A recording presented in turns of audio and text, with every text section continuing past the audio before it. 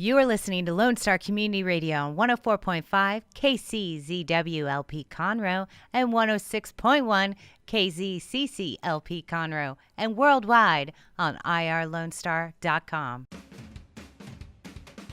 Thanks for checking out this archived episode of the Ticket Stub. This is Dick, the co-host. My other co-host is too important to do this little announcement, but I want to remind you, if you want to tune in to me and like me, you can tune in every Thursday on the Ticket Stub to hear the better half. And don't forget, our podcast can be subscribed on iTunes, Stitcher, and also Google Play, which you're probably listening to right now, so make sure you subscribe. If you want to reach out to us, you can email us at theticketstubpodcast@gmail.com, and you can find us on Facebook at The Ticket Stub Podcast. And message us during the show or outside the show, whatever. And then there's a YouTube channel where you can watch us. That's right, see my pretty little face and see Connor's ugly little face on YouTube. That's The Ticket Stub. Make sure to tune in every Thursday live, though, because we do have a lot more excitement when we're live. Thanks for checking us out, and I hope you enjoy this show. Welcome, everybody, to the Ticket Stub, episode 13. Connor and Dick here, ready to... Man, we got a good show, Dick. We got some good things to talk about. Epi 13. Oh, lucky number... I didn't even realize it. Lucky number 13. Only good stuff to come. Dick, you doing all right today? Doing good. It's a beautiful day outside. I hope everyone has a good plans this weekend. We got a big movie coming out. Yeah, big movie. Big movie coming out. Very good words on Dunkirk. So that's going to be probably the first time I go out to the theater this weekend. Yeah, I will be there at some point. Not sure 100% when I'm going to get out. You know, I don't love to go. Are you going to be one of those people that's like, I have to see the 70 millimeter version? Because really, that's probably the best version to go see. So if you have the opportunity, go see it in the 70 millimeter. I like to watch it like on the monitors at the studio, you know, like as they're watching it back. That's kind of a hipster thing that I like to do. But if I have to settle for just the theater. Every time I hear somebody like a director saying we have to do it on 70 millimeter or, you know, whatever large print, I'm thinking of the crew. The crew's like, come on, man. Like, do we have to carry this camera around?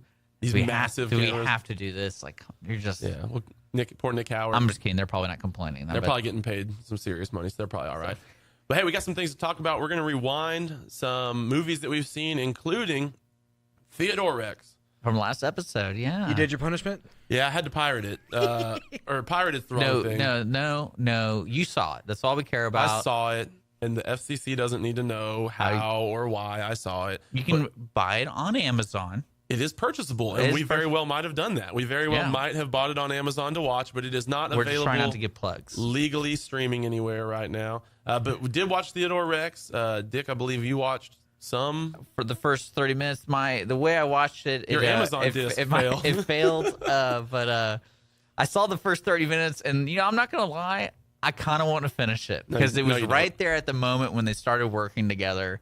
The two main characters, and I was like, this movie's just, where's it going? Where's it going? You know, it's good when it takes 30 minutes for the plot to start. Yeah, that's always great. And then we also have an interview with Merrill Wilgroves, and he has done a short film that he's entered into. A couple short films, but one that he's entered into at least this year's 48-hour film festival. So we'll be talking. No, I think he won. I think it's over. We're gonna find out more. The only reason I know is I know him a little bit more time. Okay. Just to go over his resume. He is going to be attending UT Film School. He's working on a film. He's here today to promote the crowdfunding for this film he's making here in the greater Houston area. Awesome. So we'll learn more about that. And also, he's just a local filmmaker, which is always cool to have. And we've seen his stuff. It's pretty neat. Yeah. So I can't wait for that. It's probably going to be in the third segment. All right, great. So. Well, Dick, I just wanted to check in with this to see. Last episode we were talking about Aladdin and the live action remake of Aladdin, and you were talking about kind of what they were having trouble with the cast. Yeah. I don't know if you spent any time thinking about. Oh no, the next day they announced. Did they? Okay, so who is it? Okay, so Will Smith is the genie. I'm not kidding you. I'm not kidding you with these names. Let me actually, I can't pronounce the other one. Pull it up, because I had a couple thoughts. You know, I was thinking for Aladdin, they're going to have to pick an Indian-looking dude probably, or some sort of Middle Eastern or Asian-looking dude. Otherwise, like, Hollywood would get burned down. If it was a white guy, they would just burn Hollywood to the ground. So it's got to be somebody of color. They could go black and kind of be edgy, but I bet they'll just, you know, try to be on point with Aladdin. Jasmine is a boring character, so I couldn't really think of anybody for her. The genie, I was thinking, you know what? You can't live up to Robin Williams. Will Smith's going to be terrible, so I'm totally out on that. Awful. I may not even see it now that I know he's the genie. But I was thinking, you know, it'd be interesting. Female genie. Okay, bear with me here. Kate McKinnon, maybe somebody like that from SNL, somebody who's a little crazy, wacky out there. All of a sudden, you totally have taken the expectations off of trying to be the same as Robin Williams. And now you made it a different thing. Well, what's strange about too is it's a stereotyping in all animated films. The black actors have to, for some reason, believe that stereotype black actor in the animated films. Perfect example, I saw A Secret Life of Pets, and they had the bunny from Kevin Hart was the bunny, but the jokes he made was what you would stereotype as a gangster or whatever, a black character. And I think that's just a cop-out. That is a cop-out, and I hope they don't do that with the genie. But, I mean, Will Smith, everything he's been in, he always is that. I guess he's, like, wild and out there, like back in the old Will Smith, you know, Fresh Prince kind of Will Smith. I guess that's got some of that, but now he's like, I don't know. I just don't see that from him anymore. Now he's kind of tried to make a career being more serious, you know, and now I guess he's going to go back into this role. I just think that nobody is. My guess is that he will be received poorly. What I'm understanding is we're talking so much shade about this. We want to be pleasantly surprised. Yeah, that's what we're looking for. Pleasantly Jake doesn't care. He wants it to fail, burn. I hope it crashes. I'm so mad that Will Smith got that role. I like it. That's pretty funny. Yeah, sorry, Will. The Guy Ritchie's the director, which is interesting. Very interesting. And then I'm still looking up the names. I got so like for Abu the monkey, is that going to be a monkey that Apu. Is it a poo or is it a boo? Whatever. I thought it was a poo. I think it's a poo. A poo? I think it's a poo. A poo? Apu, yeah. Grow up, guys. Give me a break. What kind of show is this? So Mina Masood is going to be Aladdin. Let me see what he's been up to. Slumdog Millionaire, I think. No, it's not. No, not even I'm just close. kidding. Sorry. That's Dev Patel. Yeah. There's you. On a quick side note, now that they've announced and ruined this movie for me, okay, I'm looking forward to the Dumbo live action, which is going to be a really. Is that real too, or are you joking? No, it's a real thing. Oh, yeah. give me a break. By the way, guys, we never announced him, but that's Jake the intern over there on the mic. Yeah, we have several people back there. Well, we've got 9 or 10 guys back there. Hopefully, we can keep it kind of to Jake. But we got a bunch of guys. But Jake, we never announced that he's here. Yeah. And so sorry, Jake. Hi, guys. Yeah, apologize. But yeah, anyways, Aladdin, not looking forward to it. But that's kind of we like to cover a little bit of what's going on in the movie world and some news and stuff. I guess announcing the new Aladdin cast. Well, what I want to know when we get to Theodore Rex, I want to do a cross question. Do you think in Aladdin they should do live action animals? Okay, because in Theodore Rex was a live action dinosaur. So do you think it wasn't a live action dinosaur? Well, it wasn't CGI, but it wasn't like a real dinosaur. I mean, you know, they probably had trouble casting one of those because they're all dead. You think so? Well, not according to Theodore Rex. Well, that's true. Hey, but they could come back. You know, we've seen Jurassic. We've seen all the Jurassic movies, and those are documentaries as well. So you know what? So what we got? I want to spend time talking about Theodore Rex, and so I want us to hop right into our rewinds. Dick, you have several movies to rewind, so let's knock one of them out here in the first segment before we go to break. Okay, and then we can go to break and come back and talk about the rest of the movies we've seen. So what was something you watched this last week? Well, I watched the 1995 blockbuster disaster, Cutthroat Island. It was a movie. Apparently, it was plagued with all sorts of financial woes. It cost like $98 million, made $10 million. The actors involved in the movie aren't bad. Gina Davis, Frank Langella. I hope I pronounced that right. Probably not. Matthew Modine. And okay, is that how you? I think it's Modine. Modine. Yeah. And then the older brother from Malcolm in the Middle. He played a young guy in this one, so that was kind of funny seeing him. The movie was a pirate movie, and the only way I can describe it for folks who want to watch it is maybe like a 6-year-old will enjoy it because it literally looked like I was in Disney World watching the pirate play in front of me because everything looks way too comfortable, just like you're watching the theater version of Pirates of the Caribbean or something. And every scene was like it. Every scene. So essentially, they took the show you would go to at Disney World and put it on film and made it into a 2-hour and 4-minute movie. I mean, it's a long movie. The acting is it funny because it's listed as action adventure comedy. It definitely has those moments when they all land in the boat safely. Like, oh, that was close. You know that, or they have those some hilarious moments. They have a lot of those. But I mean, it was funny because as I was watching, I was thinking of how they spent $98 million, and this is in 1995. I'm like, come on, like how did this happen? Because all the costumes are overblown. They don't look like they're part of the time. Especially when this is one question I had for you. When you're making a period movie, how important is it to keep culturally the same during that time period? How important? What do you mean by culturally? Like the way they treat women or something? Yeah, women and other different people, different races and things like that. Well, first off, it's a pirate movie, so I'm not sure that they're really like. Are they? Well, for example, are this they bound movie, to like the realities? A lot of the locations were in Jamaica. Okay. So that was when the movie first kicked off, because how it all starts is Gina Davis's father's murder, and they're pirates. Yeah. And he's killed, but he has the map, and there's 3 pieces to the map, and this map, of course, brings gold. So everyone's looking for the other 2 pieces. Well, the map is in Latin, so they have to find somebody who can read Latin, and that's where Matthew's character comes in. He is a thief / imposter, all that kind of stuff. So he's in jail. So they try to break him out of jail in Jamaica. Yeah. And at that time, Jamaica was occupied by, I believe it was France. So, but there was, I was just curious how, when you're doing a period movie, how important is that? I think it's important, but I think 99% of movies don't care, and they just make it like whatever it is in the time they shot it. Especially like not even just the way they like treat women or the way they treat other races, but also with like hairstyles, you know. It's like actors, it'll be a movie from this, it's like Elvis would be like a Western movie from the 70s or 60s or whatever time he was making all those movies at, and he would still have his like Elvis hairstyle that was like full of pomade and stuff, but yet he's living in like 1850s Utah.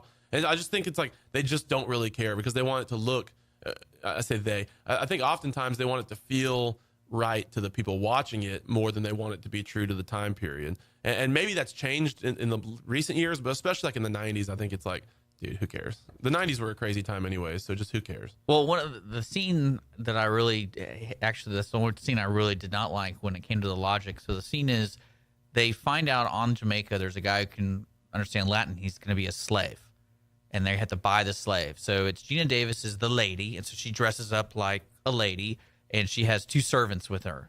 And as she's walking through the crowd betting, and she wins, somehow the guards see her, and they turn over to the right, and there's the wanted poster of the pirate of, what's her name, of Morgan, the pirate. And the picture, of course, is this pencil-drawn, beautiful woman. And he looks at this other one who does not look like a pirate, looks like a lady, and they're like, that's her. That's her from across the way. And that's where the movie starts. And I was like, man, this whole thing is so weird. Like, that's what starts the movie. But outside that, if you want to spend some time with your 6-year-old, perfect movie to watch. It's available on, I believe, Amazon Prime. And if you want to see how not to do action sequences, definitely watch that. I want to talk to your buddy because all of it was live action. There wasn't wasn't a lot of CGI. So that was the one movie I watched. Maybe at some time we can talk to Nick about what's it called, Cutthroat Island. Yeah. All right, I'm not adding this one to my queue to watch anytime soon.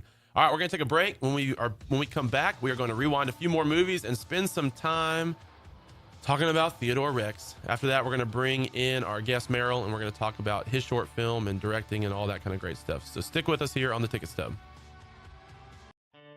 A Lone Star Community Radio is ready for the summer. If you or anyone you know is looking for summer internship opportunities, a Lone Star Community Radio is a great place to grab the mic and be on the air.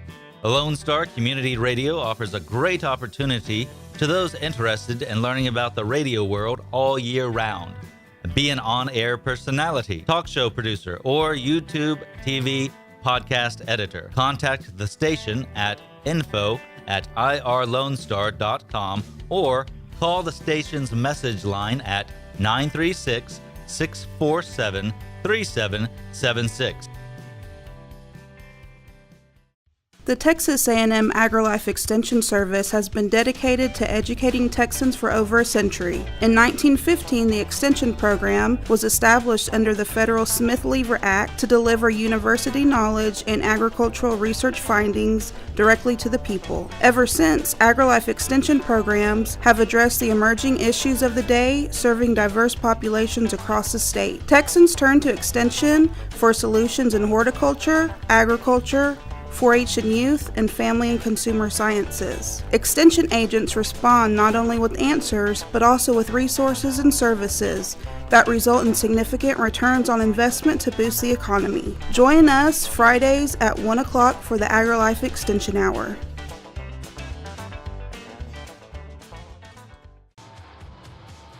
Back on the Ticket Stub, Connor and Dick here. We've got Aladdin coming out. Dick's watched Cutthroat Island. But now I want to spend a little time rewinding something that is in theaters now, War for the Planet of the Apes. All right, now, Dick, you haven't had a chance to see this yet, right? How many ways are they going to switch around those titles? Well, the next one's called Planet for the War of the Apes, I think. And then after that, it's Ape for the Planet of the War. And they're pretty creative. They can use those same 6 words a lot of times. And there's like some sort of math equation for how many times you can use the same words in a sequence. But anyways, War for the Planet of the... This one started with a really emotional scene. This isn't a giveaway because this is in the opening credits. Like the movies are called like Rise and then... Fall? Is it Fall? I have no idea. I'm just saying it's all about Planet of the Apes. So they use like, different words. It's like Rise of the Planet of the Apes, and then it's like, oh shoot, hold on. But whatever it is, like the opening sequence. Dawn. Yeah, that's what it is. So the opening sequence, it's like text on a screen, you know, and it's like when the humans first came, then the monkeys rise, and that word's in like big red letters, and it's like, and then all of a sudden things started to change, and there was a dawn, and that's in like big red letters, and it's like, and then there was the war, and that was in big red. It's like yeah, we saw the other ones. All right, we're not just gonna walk into like the third one not having any prior knowledge. You never know, man. Well, people probably will, but those people don't deserve to know. If like then you don't deserve to get caught up if you're just gonna walk into the third movie in a trilogy. Anyways, it's in theaters now, PG-13. It's 2 hours and 20 minutes, which is one of the worst parts of the movie, the fact that it's that long. Most movies do not need to be over 2 hours. That's just my rule of thumb. Like if it's over, Cutthroat Island deserved to be 3 hours. It was 2 hours and 4 minutes, right? Yeah, that's about an hour too long probably for Cutthroat Island. Okay, so this starred a lot of, it had a lot of the animatron or CGI, apes. Man, those looked great. Like they figured that out by now. And so that stuff looks really good. It had some voice actors that did a lot, but the main live action star was Woody Harrelson. Dick, do you think Woody Harrelson's a good actor? How do you feel about him? He's almost like a caricature of himself. So if he's allowed to play a funny role that just makes fun of himself, then yeah. Yeah, because I haven't really, besides like his movies he made in like the 80s and the early 90s, outside that, like he just hasn't been. Yeah, I mean, he did the Hunger Games ones, but I just feel like he is it's kind of the same. You think he was good in the Hunger Games? No, I'm just saying like these are the movies he's in. And I feel like you said caricature of himself is a good word. He likes to be that funny, quirky kind of guy, or there's kind of like the serious version of that also. And I don't know. I'm kind of over Woody Harrelson if I'm being totally honest. Planet of the Apes, it was good. I didn't think it was great. I've talked to some people that really loved it. So there's obviously an audience out there that's going to really like this movie. I thought it was really slow. The whole middle part to me dragged, wasn't a lot of interest. Part of it, I went kind of late at night. So maybe I was a little bit more tired. But that wasn't doing me any favors. The fact that it was 2.5 hours and real slow in the middle. Basically, this movie is the bridge from these other movies to the 70s Planet of the Apes. And it does a pretty good job of explaining how things end up like they are with Charlton Heston, in all those movies. And I think it has an interesting and cool way of revealing how humans kind of lost their intellect. Because if you remember in the 70s movies, when they land there, when those, when the when the astronauts land there, the humans are like kind of cavemen, basically, type intellect. So this has a good way of kind of bringing that about. It's got some good action. It's worth seeing in theaters. If you've watched the rest of the movies, you definitely need to see this one to kind of watch where it all goes. But I liked it, didn't love it. Is this the last one? Like officially the last one? I haven't heard. My guess is no. Well, actually, that's something I wanted to bring up. This started in 2011. Yeah, this whole series, and I feel like now no one cares because they're too preoccupied by other big movies coming out. Because this was like when this first came out, that was the big surprise for that year of a good movie. It was a good summer movie. But then when Dawn came out, I was like, yeah, the other one was good, but this doesn't have the same people in it. And by this one, it's like, okay, like, yeah, I don't really care. Yeah, and they tried to make the war seem like a lot more than it really was. I could have used a lot more monkeys fighting humans because that's always pretty awesome to watch. I do think, this is my prediction, Jake. I think that 5 to 10 years from now, just reboot the original Planet of the Apes and start them all over again. Now that the CGI is good, now that the monkeys look good. The first ones, the monkeys look ridiculous. Like if you go back and watch that, like it's silly. I bet they tried to do it with Mark Wahlberg, and that or kind of I don't know. That worked, I thought. Yeah, I don't think people really like that movie though. What's Mark Wahlberg? Yeah, I love Mark Wahlberg. So when they reboot it, are they going to reboot back to the original 3? That's my guess. Yeah. This is based on no knowledge or information or research, and it might be out there where you can intelligence or generally awareness of the world. But I just think that'll be the kind of thing that happens. where they'll say, you know what, we're going to roll it back, maybe change the story a little bit, but it'll be the same kind of thing where they take the train of thought that they've gotten to with these new 3 and just extend it on into the future. So that's me on War of the Planet of the Apes. I would say if you're one of the people that like the summer movies, this is one that you should see because it's good enough to be worth your time. But if you haven't seen it yet, wait until tomorrow and just go to Dunkirk instead because I'm going all in on Dunkirk. Well, that's one thing I was interested to see at this movie, how much money it made over the weekend. And we'll talk about that at the end with our blockbuster. But yeah. We definitely will. All right, Dick, you have anything else to rewind? No, man. Let's do Theodore Rex. Let's talk about it. Theodore Rex. So, for those that don't know, we played a game called Actors List last week. I had a terrible showing and lost to Dick in really embarrassing fashion. My own game turned against me. And as such, my punishment was I had to watch a movie called Theodore Rex. Now, Dick, you got to watch some, but not all. It's available at Amazon on disc, or you can probably go to any other bootleg store / pawn shop and find it there. You can't miss the cover. It's bright yellow, and it has Whoopi Goldberg with a giant dinosaur T-Rex. Yeah, and the graphic there alone it's quality. That's worth putting up in your room in college right there. And be that guy. Yeah, man. Theodore Rex. So this movie was very bad, as we might have expected. Let me give a little bit of background, because I ended up, like halfway through the movie, I got bored, so I started researching it. And there's a lot of information out there. Apparently, I didn't know much about this. I'm not one of those guys who loves to watch terrible movies and make fun of them all the time, although that's kind of what we're becoming, I guess. But I did some research. There's a lot of people that You're welcome. Yeah, thanks, Dick. There's a lot of people that do like to do that. And so a lot out there about this movie. It's kind of a semi-famously known terrible movie. It was originally meant for theater release, for wide release. I didn't know this part. It never released in the theaters. It ended up going direct to video. And that was a conscious choice by the theaters because they did like a small screener in a couple cities, so poorly reviewed and received. So it actually, at the time, was the most expensive direct-to-video movie ever made. It was $33.5 million in 1995 to make this movie direct-to-video. I went ahead and just did a little calculator of like what that would be in 2017 dollars. Be about $56 million budget in today's dollars. Perfect. For Theodore Rex, and it went straight to video. I couldn't figure out how much money it made. My guess, $10 million. Not a lot. No, I'm just kidding. My guess, not very much. So Goldberg, Whoopi, she stated that this was the only film she regrets having done. And she's done some other not good movies too, but this is the one that she regrets. She says, "Don't ask me why I did it. I didn't want to." So that's good. When your leading lady says, "Don't ask me why I did it. I didn't want to." In fact, she tried to back out, but they were going to sue her for $20 million if she backed out. She ended up getting paid $7 million instead of the original $5 million. That's kind of how they settled for her to do it. If you look this movie up on Wikipedia, the first line says, "The film was not well received."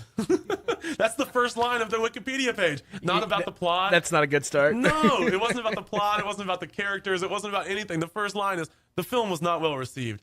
And it's deserved. Let me do the synopsis. Please, I'm sorry. In an alternate futuristic society, a tough female police detective is paired with a talking dinosaur to find the killer of dinosaurs and other prehistoric animals, leading them into a mad scientist bent on creating a new Armageddon. And they kind of do this at the beginning of the film where it basically just lays it all out for you.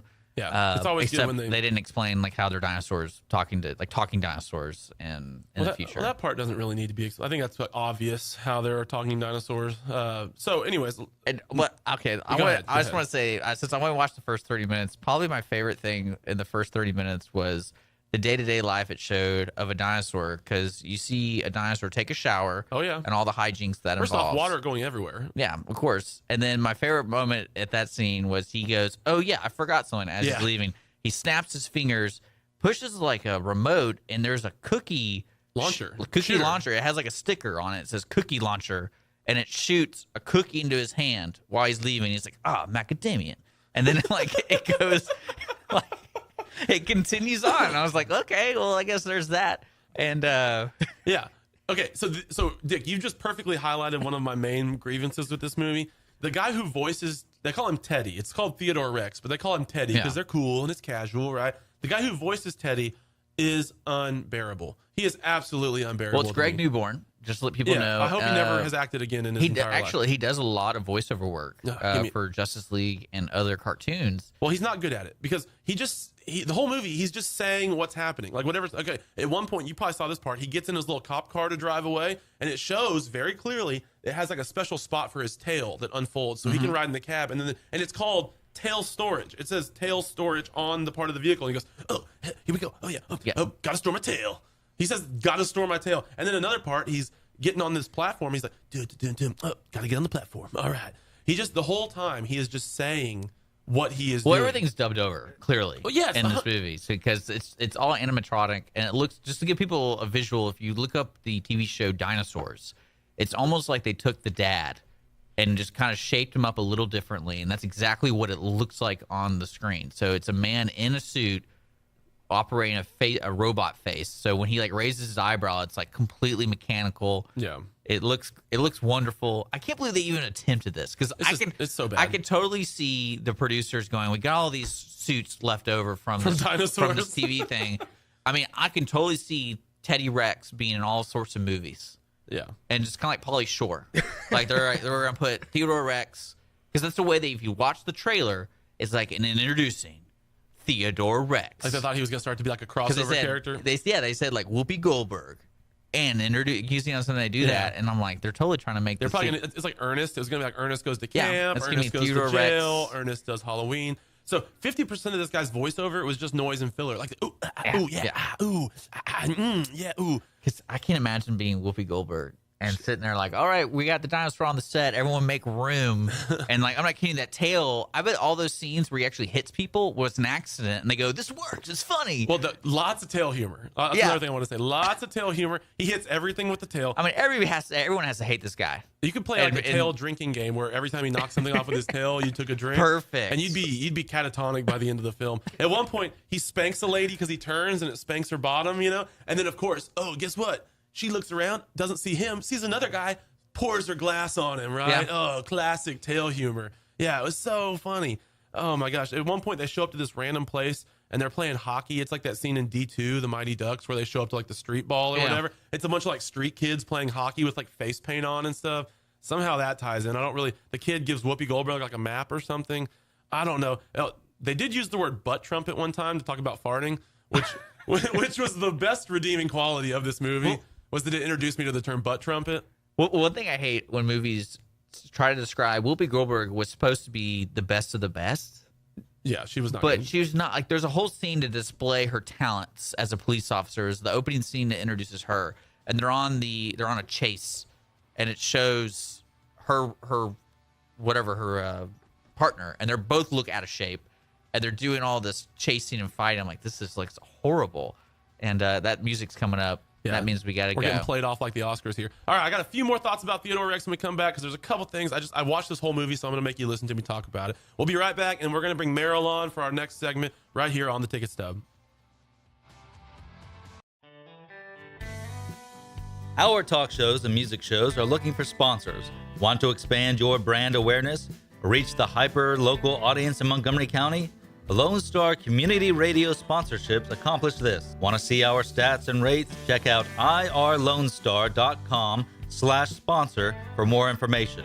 Or call in and leave us a message at 936-647-3776 with your question. Get seen on TV or YouTube and heard on our podcast, FM, and internet radio. Sponsor your local radio station with Lone Star Community Radio. Hispanic Chamber Connections with Dr. Carlos Sanchez, President of the Woodlands Conroe Hispanic Chamber of Commerce, featuring event announcements, member highlights, and more. Tuesdays at 1 p.m., broadcasting from the heart of Conroe, Texas on irlonestar.com and Conroe's FM 104.5, 106.1. All right, back on the Ticket Stub. We got Meryl sitting in. But before we get to Meryl, first off, welcome. Glad you're here. Glad to be here. Yeah, before we talk to you, to you, all right? Okay, no time for you. First, couple more things, Theodore Rex. I'm going to say these rapid fire style just because I have to get them off my chest. First off, Whoopi Goldberg is a robot.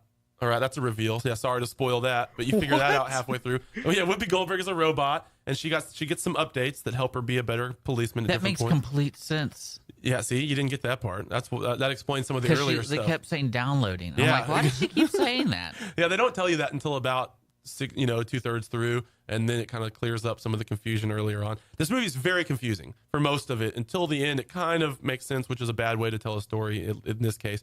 The bad guy, no reason why he was wanting to start a new ice age. Doesn't really make sense. He's just evil for the sake of being evil. On IMDb, they have the parent guide that tell you all the bad stuff about the movies, and usually it's like nudity, language, and all the bad stuff. This one, it only has one section. It's called frightening scenes, and under that it says the film itself and the terrible acting. The only parent guide is that it's frightening how terrible the movie is and the acting. And at one point I started to think, because there's a lot about how he's a dinosaur, and so he's like a second-class citizen and doesn't deserve to be a cop, because I started to think like, oh, maybe this is a deep theme about equality in the workplace and how we should all treat each other as equals. And I got to that, and then I was like, wait, no, this movie's terrible. It's just a bad movie. The only good things, and then Meryl, we'll get into you. Family friendly, no cuss words or anything. Very colorful, a lot of colors. So if you like colors, that would be nice. Infant to like 2, because we really don't want to screw up the development after that. No, it's about a 2-year-old level. It's an open game for 1 to 2. If you have a 2-year-old who likes to point at things and say, that's red, that's blue, that's yellow, this is the movie for them. Yeah. Everybody else, do not watch Theodore Rex. That's all we've got to say. And hopefully, if you know anybody whose favorite movie is this movie, theticketstubpodcast@gmail.com. Please let us know. Please let us know. We'd love to talk to them. Phone call, whatever. We're going to make it happen. I was thinking, if I was watching this with a friend and they laughed, I would end that friendship. If at any point they laughed at a well, park. You like the trumpet noises? The butt trumpet was the good. Butt trumpet. All right, Meryl. I think it's great that they want you to believe the animatronic dinosaur is real, but then they want you to believe that Whoopi Goldberg, the real person's a robot. Yeah, it's really a mind. Completely. That's a mind game, man. Yeah. They should have done the other way, where the dinosaur turns out to be a robot, and they just somehow fooled everybody that robots really came back. Well, there was a dinocide at one point. They killed a dinosaur. So that was the opening scene. Yeah, and that's what kind of threw, because they didn't explain why. Okay, we need to stop talking about okay, it. We're done with Theodore Rex. All right, Meryl, tell us a little bit about who you just who you are, where you're from, kind of how you got into directing, everything like that.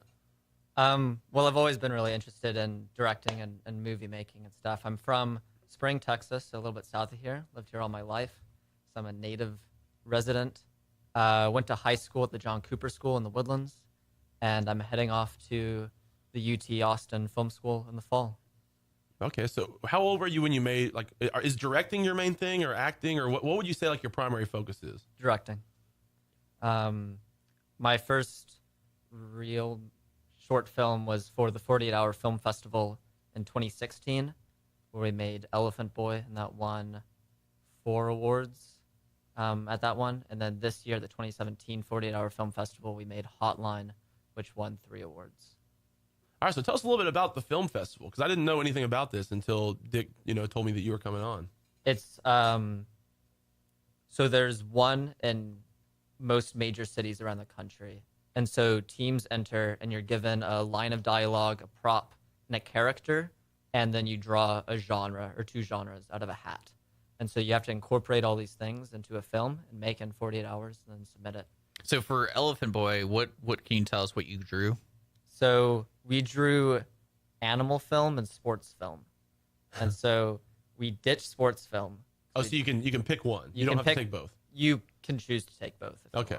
So we That's why you only won sports 4 film. awards. Not and we chose to do animal film.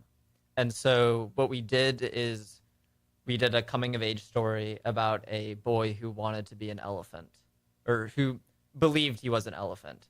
So we took this absurd situation and sort of made into a sort of transgender, LGBT, or just discovering yourself as you grow up. And so he raises a bunch of money. He builds a giant elephant costume, and at the end of the movie, you see him leaving with a suitcase and a ticket to Africa. Oh, okay. So he's going to Africa to live. Don't ruin the movie, man. Because Yes. you can watch these. Where can you watch these short films you made? You can watch them on YouTube, on the channel Lord Wesley 20. Just type that up. Well, we're going to be posting these anyway. I think Okay. we were posting to our Facebook, so Yeah. the Ticket Stub Podcast on Facebook. We'll post the links. So last night I had the chance to watch Hotline. So okay, Elephant Man is like 6 or 7 minutes long. Yeah, that's like 6 minutes and 24 seconds. Or something. And then Hotline is Hotline's like give or take. Yeah, it's like 2 seconds less of 8 minutes. Yeah. Okay. Yeah. And so both of these you can watch them. Last night I finished Theodore Rex. And I was like, you know what? We got Merrill coming in. I need to watch his movie. Man, I wonder how that worked out. Yeah, I probably wasn't in the best headspace to watch your short film. I'm not gonna lie, but it was pretty late because I didn't get to Theodore Rex until after I'd done everything else for the day, and I was like, oh man, I want to watch this film for Merrill, but I hope it's And I looked, it was 8 minutes. I was like, oh, nice. All right, here we go. I watched it, really enjoyable. So it seemed like the plot was. Explain Hotline to us. Actually, no, hold on. Sorry. Oh, sorry. You go. You say what you think it was. Okay. So Hotline to me, there was a guy who calls in, and it's some number, or maybe they call him. Okay, see, it was late. I'm sorry, but he gets a phone call. He talks to a guy. Basically, it tells him who his true love is going to be, or it sends him a phone number for his soulmate. He calls it up, and it's another dude. So he's of course like freaked out, and for a while he's denying it, and then they kind of strike up a friendship, and then I think by the end they end up.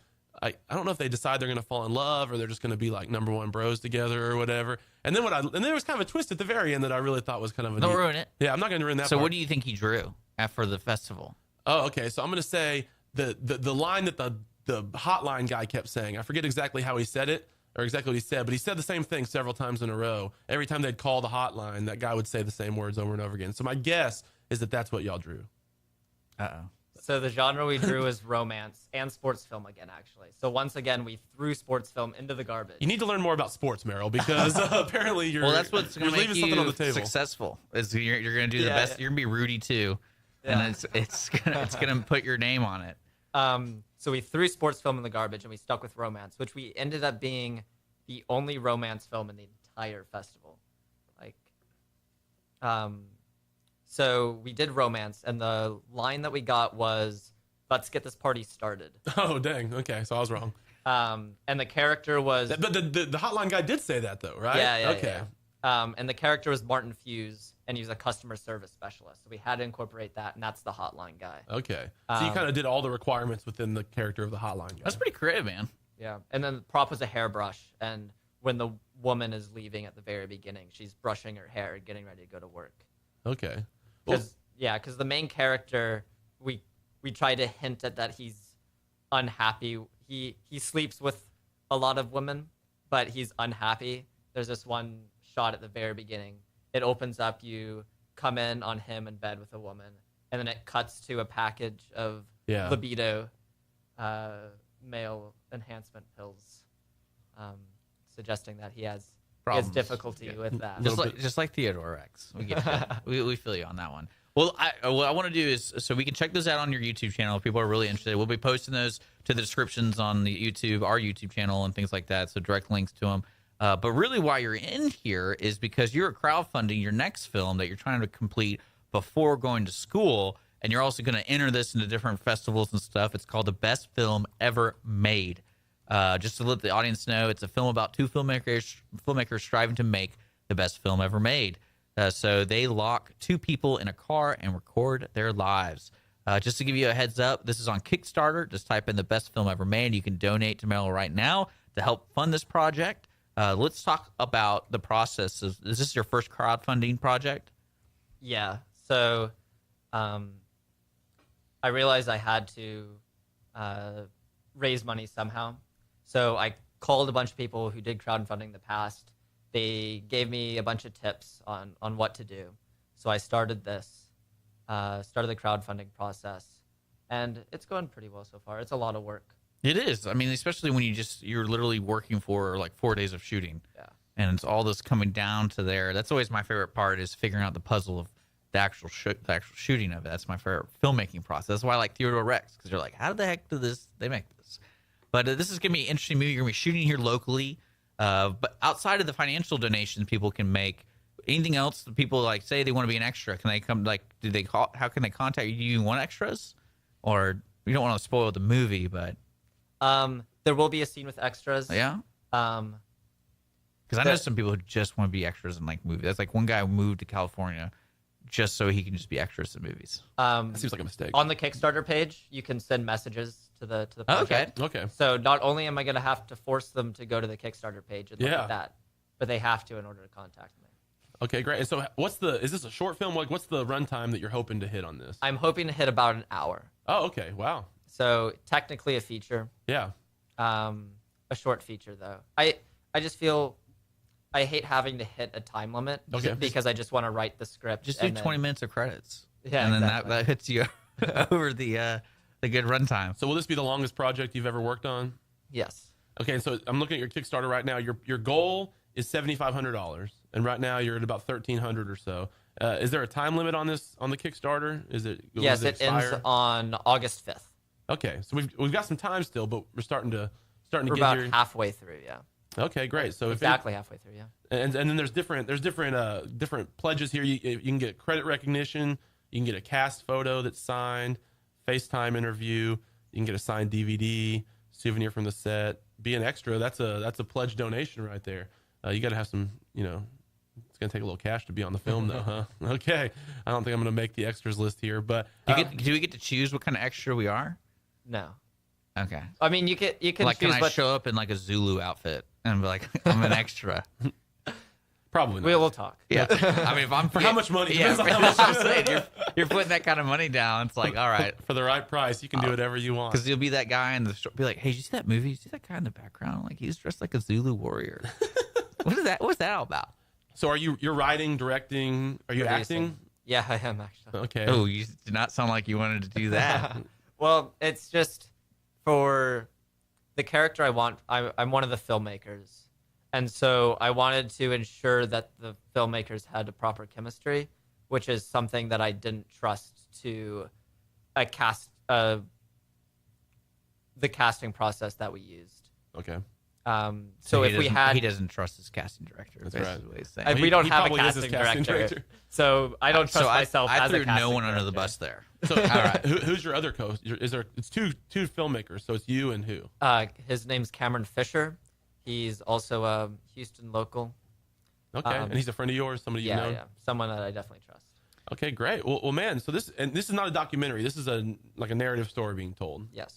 Okay, awesome. Well, everybody, Merrill Wilgrubs, you can check out his if you're interested in the Kickstarter, but I want to see what he does before I give some money. I want to see this guy's work. You can go to YouTube and say the name of it again. Lord Wesley 20. Lord Wesley 20. We're also going to post it on the Ticket Stub Facebook page. You can watch either of his two movies, with Hotline being the one that has recently won some awards at the 48 Hour Festival. Did that one won some awards as well? It won best genre. Best use of Viagra?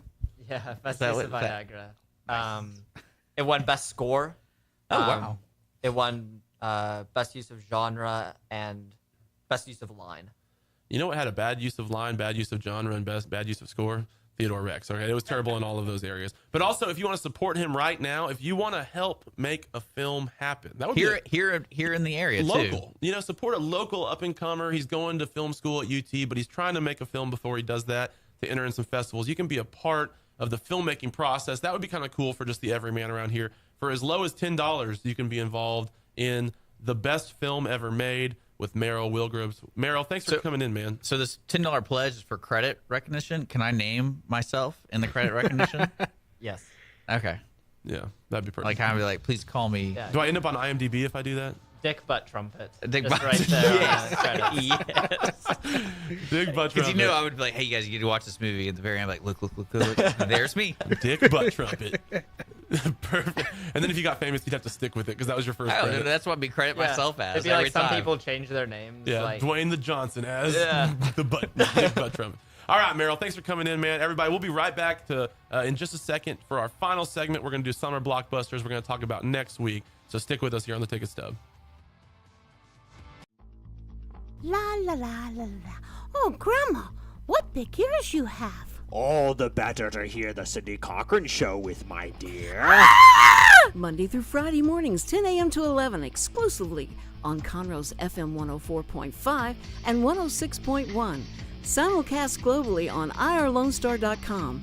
Listen, if you dare, to Real Reality Radio, the Cindy Cochran Show.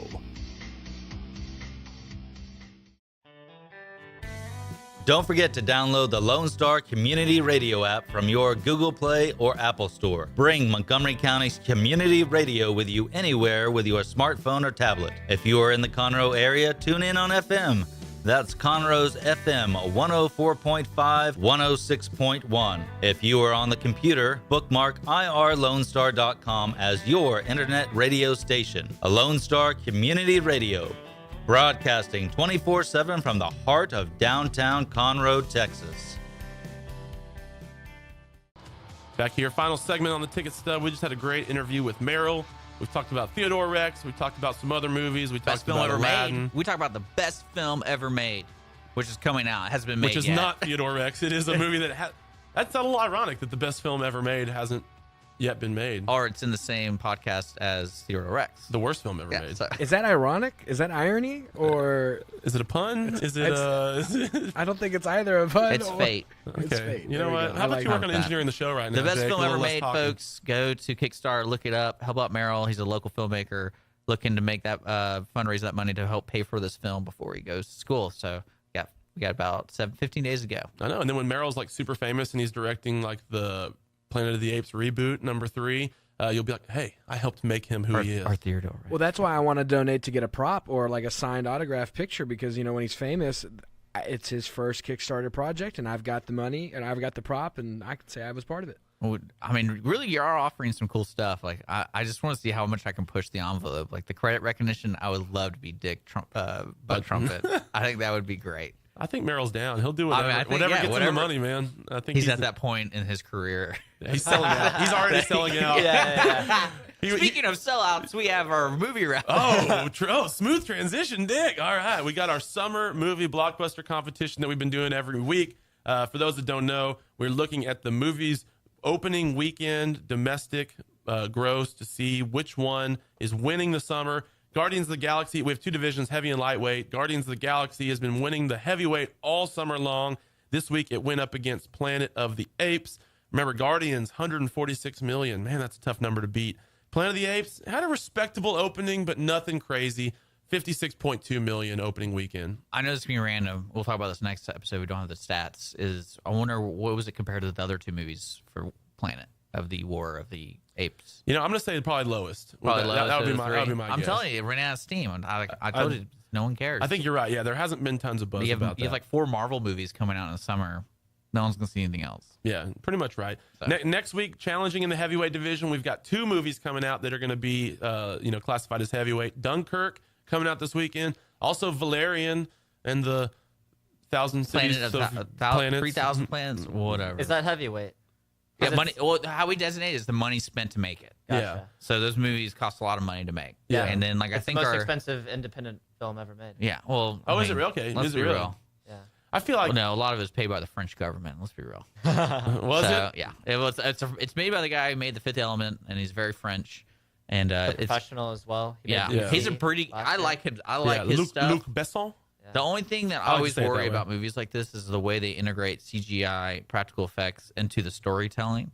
Because I feel like this movie is just going to be way too much stuff going on, and you won't be able to focus on, the dialogue. It's like, look at all pretty people, and everything looks great. Yeah. So Valerian, it's estimated budget 197 million pounds. Our cutoff is like, what did we say, 70 million or something like that? Is the breaking point? Theodore Rex would have been the lower weight. Yeah, and it would have also lost. But yeah, so Valerian in the City of 1,000 Planets. I'm interested in Valerian, but I actually might see that instead of Dunkirk. Oh, okay. Because I'm going to be that guy. I don't have high hopes for Valeria, but I feel obliged to see it just so it makes its money back, so people can put faith into independent studios.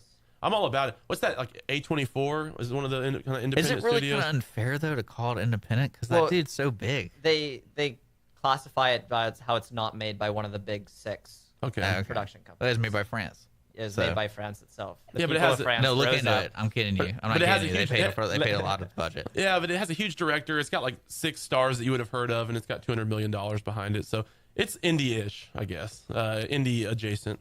But so those 2 we're calling heavyweights.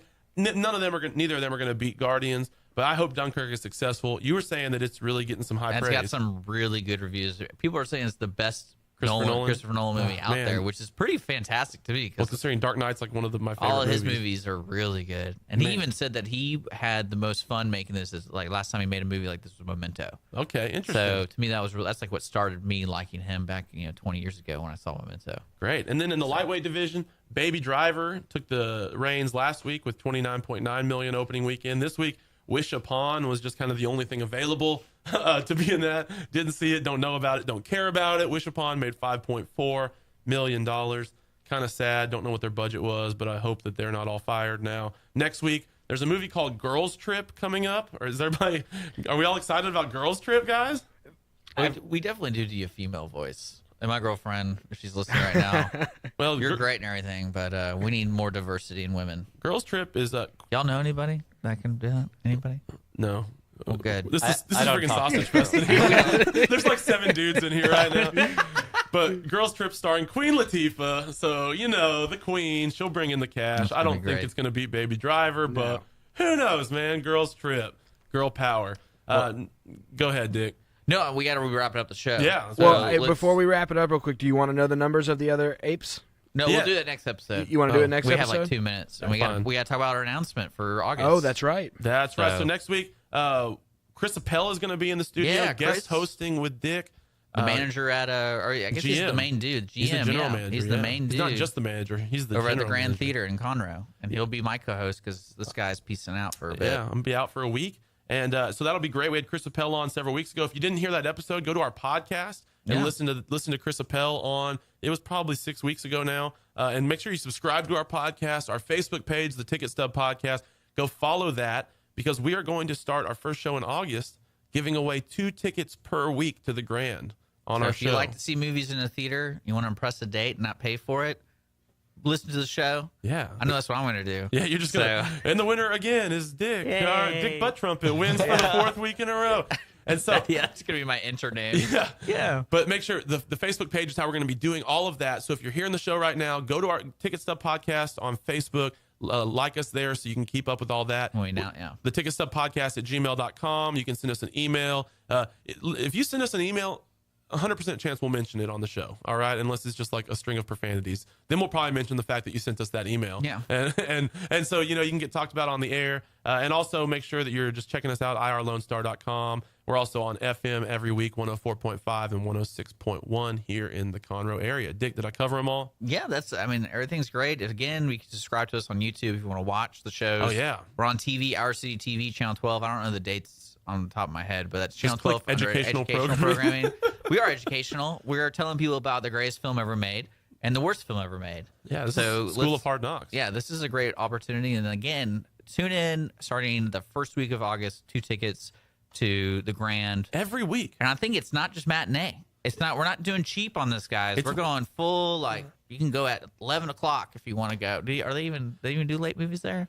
Well, not 11 o'clock, but it's a release maybe. We'll ask Chris next weekend. Perfect thing for Chris to talk about. He's got some movies he wants to plug coming to the Grand, so we want to make sure we save all that for him. But guys, what's the beer situation? So far, no beer. Chris, we'll talk to you. We got to get the beer in there. Yeah, they're going to start alcohol in the Grand pretty soon, so that'll be interesting for people that are interested in having a little drink while they watch their movies. Everybody, great show here. Tune in with us next week. Check out our podcast. You know what? Just go ahead and watch our YouTube video 5 or 6 times in a row because you just miss us in the week where we're not here. Yeah. But for Jake, for Dick, for Connor, this is the Ticket Stub and our special guest, Meryl. See you guys next week. Thanks for listening to The Ticket Stub. Be sure to check us out on Facebook at The Ticket Stub Podcast, our YouTube channel, The Ticket Stub, or send us listener email to theticketstubpodcast at gmail.com. We also have all of our podcasts available on iTunes, Google Play, and Stitcher. If you're in the Conroe area, be sure to tune in live every Thursday at 104.5 and 106.1 FM to hear it as it happens and interact live with the show. See you next time. Thanks for checking out this podcast of Lone Star Community Radio, Montgomery County's community radio station. If you enjoyed this recording, make sure to check out our past shows online at irlonestar.com or their respective video or podcast formats on YouTube, Google Play, or iTunes. If you have any questions regarding the show, either it being about sponsorships or questions for the host, contact the station manager at dick@irlonestar.com. or call the station at 936-647-3776. This show was recorded in downtown Conroe, Texas at the Lone Star Community Radio Studios, and Lone Star Community Radio reserves all rights to this recording and images.